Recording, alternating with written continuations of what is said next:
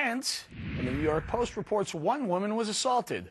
But take a look at what she also revealed. She said another woman had been raped, but, quote, "We didn't tell anyone. We handled it internally. I've said too much already."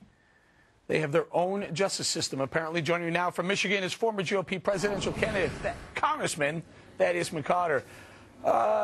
Congressman, what do you think of this movement here? We were wondering what would happen after the Al Gore early snowstorm. Turns out they may be sticking around for a while, but what do you think of this movement?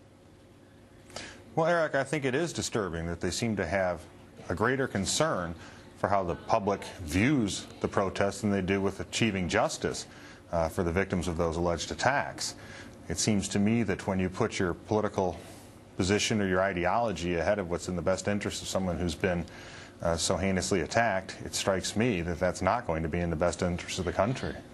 Congressman, President Obama over the weekend actually used the term 1%. So apparently he's signing on to the Occupy Wall Street, analogy of 1% versus 99%. Smart or unwise decision to I guess, lock arms or hook into this movement?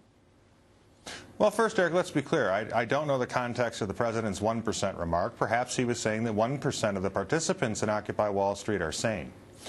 But if the case is that he's identifying with the movement, I would point out that as the President of the United States, the individual responsible for governing through the executive branch, that the American people do not want more chaos in their lives. While we support the peaceful right to protest and petition government for the redress of grievances, we do not support people who will go beyond the bounds of what's permissible under the sanctions of law, that will guard and shield individuals who may have committed heinous crimes, and those people who seem to be without an agenda in a very difficult period of time.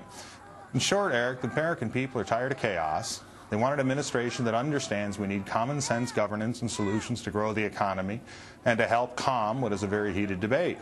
And to identify with individuals who are doing this, I think, is very detrimental to the president's chances of convincing the American people that he wants the same things they do. Yeah, do we have that full screen, guys, of the New York Post? I mean, this is from yesterday. I read it and I was like, oh, you have to see this.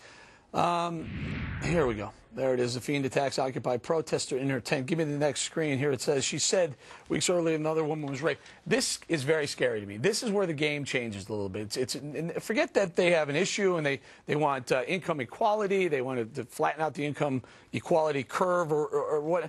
But to take justice in their own hands, in their own arms, this sounds more like anarchy than hope for change. You're absolutely right, Eric.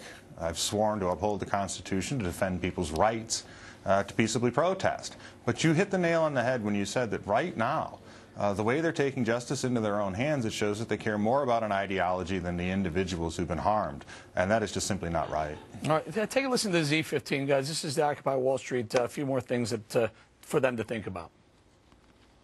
This is just the start, and I think the more there's tactics that are being used to try and take away the warmth, like taking away the generators, supposedly for our safety, the more people are going to react to that, and they're going to just provide more things. When they say react, what do you think they mean? I mean, I don't want you to speculate on what they mean, but they seem to be getting bigger. They seem to be getting more aggressive. They seem to be getting more crime and rape. Now we're talking about assaults. We had an AK-47 the other day in Atlanta. Is this movement for real? Or is this going to stay? Is this going to continue to grow? Do you think they're going to stick around in the winter in Detroit? Well, I don't think it's going to stay, because the more chaotic they get, the more outre they get, the more damage they do to their own position of trying to get across their ideology and convince others to agree with them. So it's a self-defeating exercise at this point in time. As it continues to degenerate into anarchy and chaos, into a cold winter, they're going to find that the only thing colder than sitting outside of somewhere in December is going to be the reception they get from the American people. All right, Congressman Thaddeus McCotter, thank you very much for joining us. Thank you, Eric. All right, and while the occupiers were freezing down in the park, liberal Alec Baldwin just bought an